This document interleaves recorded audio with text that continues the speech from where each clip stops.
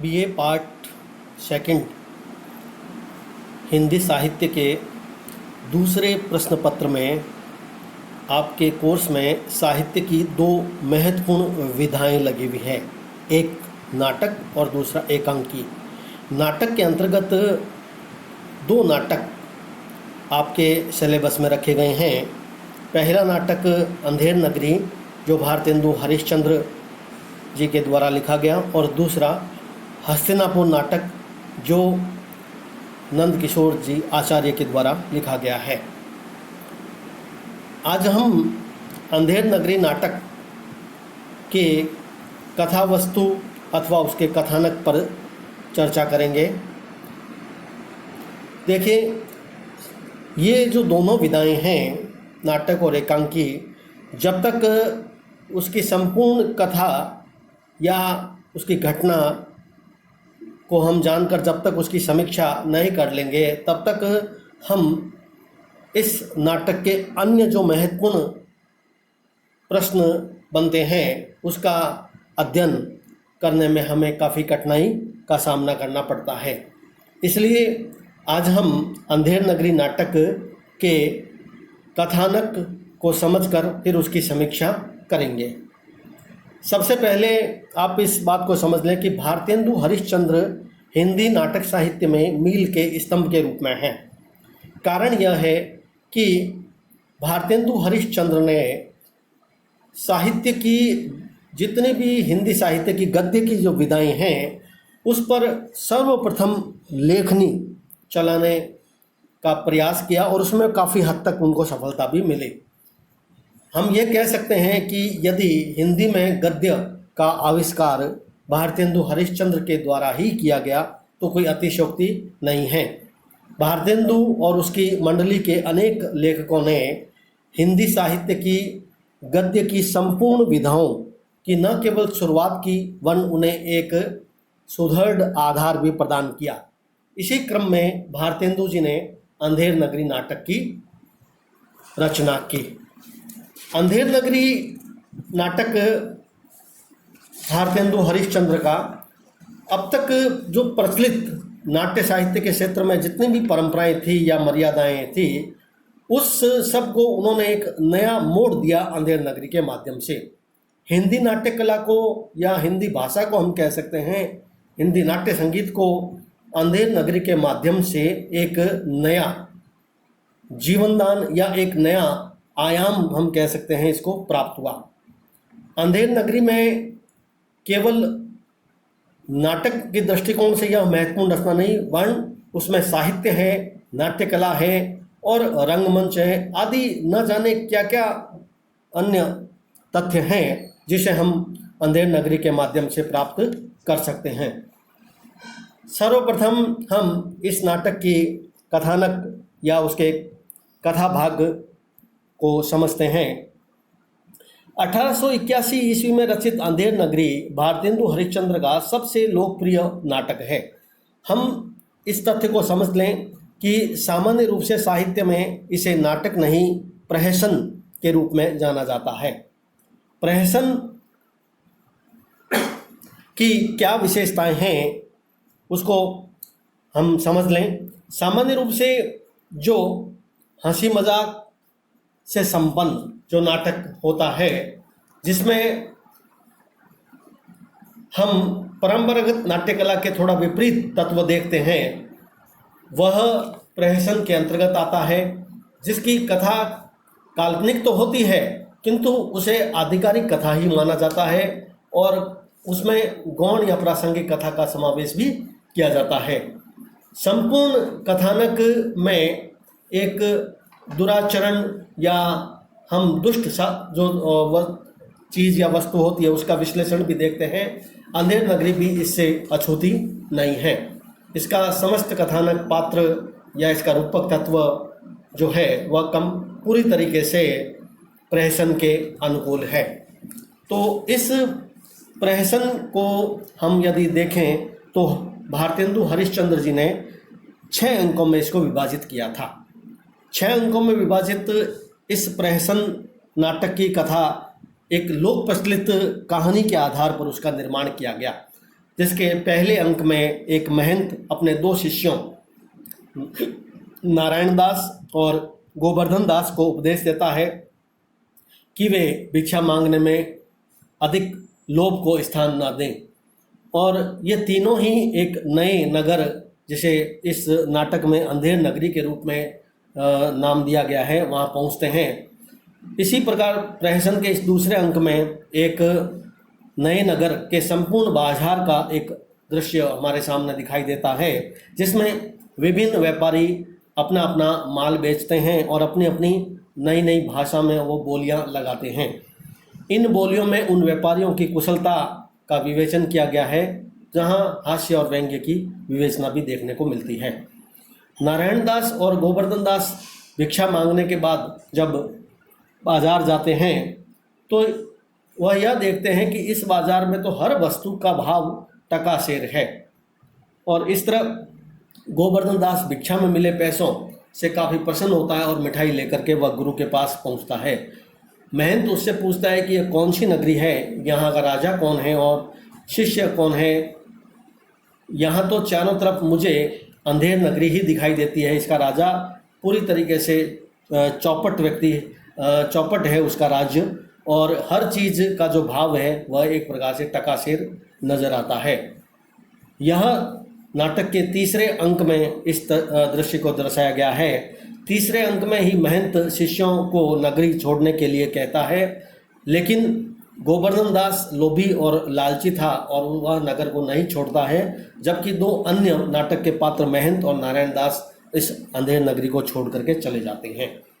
नाटक का जो चौथा अंक है वह काफ़ी महत्वपूर्ण, रोचक और उस नाटक का मध्य भाग हम कह सकते हैं कथानक का, जिसमें राजा जो है पिनक वह गद्दी पर बैठा है और उसके समक्ष एक फरियादी आता है और वह न्याय की मांग करता है। न्याय की मांग उसके द्वारा इसलिए की जाती है कि उसकी जो बकरी है वह मर जाती है दीवार के गिरने से, और वह उसका मुआवजा या न्याय की उसके लिए मांग करता है कि जो बनिया है, कल्लू बनिया, उसकी दीवार गिरने से वो बकरी मरी, अतः उसे मुआवजा दिया जाए। लेकिन पहले स्पष्ट कर चुके हैं हम दूसरे और तीसरे अंक में कि पूरी तरीके से चौपट राज में न्याय की आशा कैसे हो सकती है। न्याय तो बहुत दूर की बात है, बल्कि निर्दोष व्यक्तियों को उसमें सज़ा मिल जाती है। उदाहरण के रूप में इस नाटक के कथानक में जब राजा कल्लू बनिया को बुलाता है तो कल्लू बनिया दोष कारीगर को दे देता है जिसने कमज़ोर दीवार बनाई, और कारीगर चुने वाले को दोष दे देता है, चुने वाला इस क्रम में भिस्ती को दोष देता है, फिर कसाई को, फिर गडरिया को, और अंत में स्थिति यह हो जाती है इस चौपट राज में कि कोतवाल को ही फांसी का दंड दे दिया जाता है। इसका कारण यह था कि चूंकि कोतवाल की सवारी निकल रही थी तभी दीवार गिरी, इसलिए बकरी मरी। इसका कोई लेन देन नहीं है कोतवाल की सवारी निकलने से इस दीवार के गिरने का, लेकिन अंधेर नगरी नाटक के कथान इस नाम से ही स्पष्ट हो जाता है कि जो टकासेर भाजी और टकासेर जो इसका मुख्य भाव है इस कथानक का, उसमें यह आशा नहीं कर सकते कि कोई सुव्यवस्था या शासन की कोई अच्छी प्रणाली इस नगर में हमें दिखाई दे। इसका परिणाम यह होता है कि कोतवाल को फांसी की सज़ा दी जाती है, जो बिल्कुल निर्दोष दिखाई देता है। पांचवें अंग में नाटक में एक नया ही हमारे सामने दृश्य उपस्थित होता है, जिसे नाट प्रहसन की कला का एक महत्वपूर्ण तत्व कह सकते हैं। वह है रोचकता, अंतर्द्वंद, संघर्ष या अन्य तथ्य जो इस नाटक के अंतर्गत दिखाए गए हैं। पांचवें अंक में जब कोतवाल को फांसी देने की सज़ा सुनाई जाती है और उसे फांसी देने के लिए बुलाया जाता है, तो फांसी का फंदा बड़ा होता है और कोतवाल की गर्दन पतली होती है। इस कारण से गोवर्धन दास को पकड़ लिया जाता है। हम पहले स्पष्ट कर चुके हैं कि महंत और नारायण दास के साथ गोवर्धन दास भी, ये तीनों पात्र इस प्रहसन के मुख्य हैं। जो दूसरा शिष्य था गोवर्धन दास वो वहीं रुक जाता है और उसकी गर्दन फांसी के फंदे के अनुरूप होने के कारण उसको पकड़ लिया जाता है।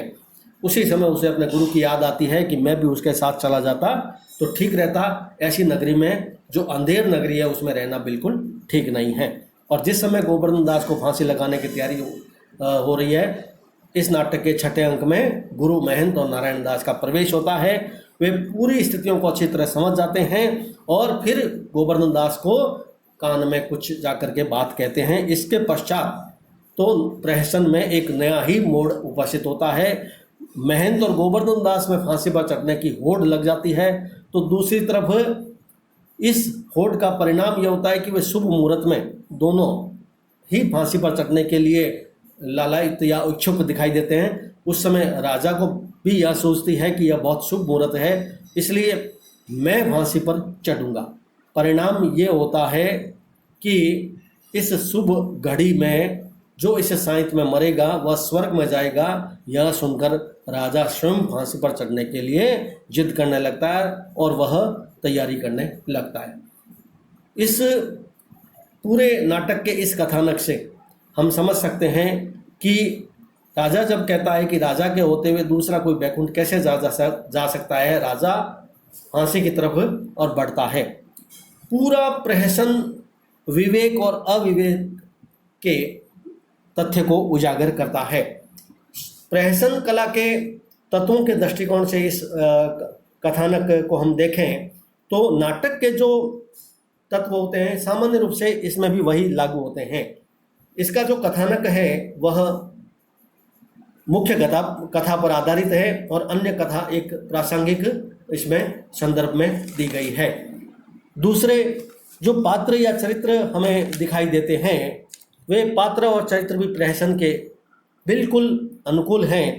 प्रहसन में जो पात्र हैं वह सामान्य रूप से अधिकांश पात्र निम्न कोटि के होने चाहिए। इस नाटक में हमें पूरी तरीके से जो पात्र दिखाई देते हैं वह निम्न कोटि के दिखाई देते हैं।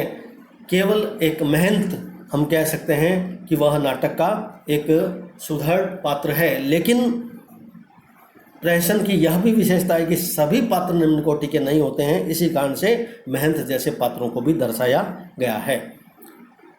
नाटक प्रहसन नाटक की यह विशेषता होती है कि उसमें कौशिकी, आरबट्टी, विस्कम्भम, प्रवेशक या अन्य जितने भी तत्व हैं वो सब होने चाहिए। इस नाटक की पृष्ठभूमि को यदि हम देखें तो इसमें लगभग हमें ये सभी तथ्य अच्छी तरीके से दिखाई देते हैं। प्रहसन कला के अंतर्गत देखें तो पात्रों का जो चरित्र है या चरित्र चित्रण हम देखें इस प्रहसन का, तो उसमें बहुत हद तक जो पात्र हैं वह कथा को आगे बढ़ाने वाले और मुख्य पात्र पर अधिक ध्यान हमारा केंद्रित करने वाले, मनोवैज्ञानिकता से परिपूर्ण सभी पात्र दिखाई देते हैं, जिसमें संवेदनाएं भी है तो दूसरी तरफ स्वाभाविकता भी दिखाई देती है। चाहे वह महंत हो, चाहे गोवर्धन दास हो, नारायण दास हो या कोई राजा हो या कोई अन्य पात्र। यह जो नाटक है इस नाटक के कथानक के दृष्टिकोण के अंतर्गत हम देखें तो नाट्य रूप और कला का जो एक संगम इस नाटक में हमें दिखाई देता है वह बहुत बेजोड़ है। पूरा नाटक का कथानक उस व्यवस्था पर व्यंग्य करता है जो अंधेर नगरी को प्रशय देती है, अर्थात जो अराजकता को प्रशय देती है। नाटक में भारतेंदु जी ने इस व्यंग्य को बहुत गहरे और व्यापक रूप में हमारे सामने प्रस्तुत किया। देखिए, नाटक प्रहसन जो नाटक होता है उसमें दो अन्य तथ्य भी हमारे बहुत महत्वपूर्ण होने चाहिए, एक भाण का और दूसरा हास्य का। प्रहसन नाटक के कथा वस्तु की मुख्य विशेषता ही यह होनी चाहिए कि उसमें हास्य व्यंग्य का पुट हो। इस पूरे नाटक में हम देखें तो हंसना, व्यंग्य, क्रोध या जो मन को, हमारी संवेदना को उस व्यवस्था से खींच उठने की जो प्रवृत्ति दिखाई देती है हमारे मन में, पूरे नाटक के अंतर्गत देखी जा सकती है। नाटक में जहाँ तक भाण पात्रों की विशेषता है तो सामान्य रूप से हम दुष्टों का चरित्र इसमें देख सकते हैं जो पूरी तरीके से राजा के रूप में हमारे सामने उपस्थित हुआ है।